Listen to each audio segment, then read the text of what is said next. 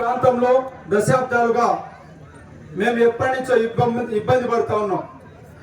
ఎప్పుడు చూసినా జానారెడ్డి సార్ దగ్గరికి మా సమస్య, మా వినతి పత్రం ఒకటి. మాకు ఏం అవసరం లేదు, మా గ్రామానికి, మా ప్రాంతానికి, మా పట్టానికి ఒక హక్కు భూమి హక్కుదారు పట్ట పాస్బుక్ ఇప్పించాలి సార్.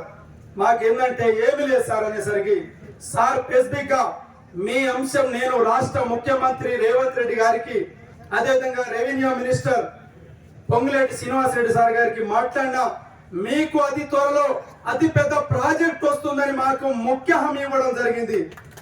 10 రోజులనే మా శాసనసభ్యులు అసెంబ్లీలో చర్చించి మినిస్టర్ నోటితోటి పైలట్ ప్రాజెక్ట్ కేవలం రాష్ట్ర వ్యాప్తంగా తిరుమలగిరి సాగర్ మండలం ఎంచుకోవడం, ఈ ప్రాంతానికి మీరు పైలట్ ప్రాజెక్ట్ తీసుకొచ్చినందుకు పై ఉన్న ప్రతి ఒక్కరికి ప్రత్యేకమైన రైతుల తరఫున ధన్యవాదాలు తెలియజేస్తా ఉన్నాం సార్.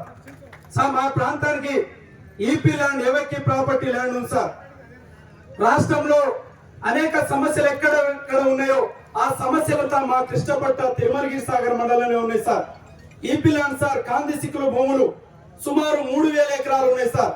ఇప్పటి వరకు జానారెడ్డి సార్ గారు 2005లో మినిస్టర్ గా ఉన్నప్పుడు అసైన్ కింద చేసి మాకు పట్టాలు ఇచ్చారు, కానీ అధికారులు మాత్రం సరైన రికార్డు నమోదు చేసి మాకు సరైన పట్టా రికార్డు నమోదు చేయలేదు సార్.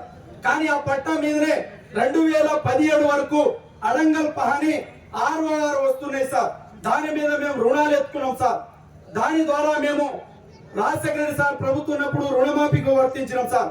తర్వాత 2014లో కూడా 4 దఫాలు ఇచ్చినప్పుడు కూడా మేము రుణమాఫీకి వర్తించినాం. కానీ ఎప్పుడు ధరణి వచ్చిందో, ఎప్పుడు కేసీఆర్ మోసం తీసుకొచ్చి ధరణి వ్యవస్థను తీసుకొచ్చినప్పుడు మేమంతా బలైనాం సార్.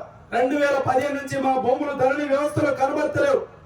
ఎప్పుడు సార్ వచ్చిన 2015 నుంచి సార్ మాకు ఇప్పటి వరకు రైతు బంధు వస్తలేదు, రైతు ఎవరైనా చిన్న రైతు సన్నకారు రైతు సరిపోతే రైతు బీమా వస్తలేదు.